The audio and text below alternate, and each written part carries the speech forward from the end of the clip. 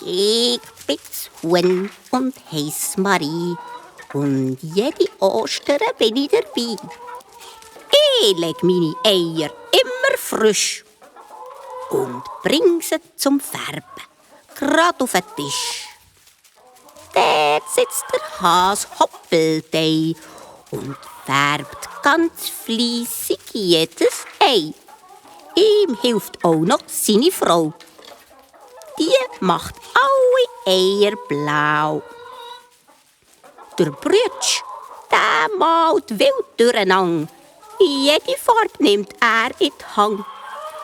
Der Götti-Bub streicht sie lustig an, weil er das einfach am besten kann. Dann kommt der Chef, der Osterhas. Er hoppelt stolz durchs hohe Gras. Er hat an Ostern so viel zu tun. Nicht viel Zeit, überhaupt keine Ruhe. Dann nimmt er die Eier, die fertig sind, und bringt sie schnell allen Kindern vorbei.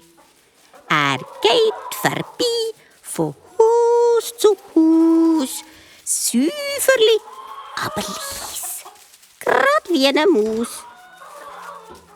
Eili verteilen, Nestli verstecken. Hinter jeden Stein geht er etwas legen. Und haben wir's gefunden, ein schönes Nest. Ding, ding, ding feiern wir zusammen das Osterfest.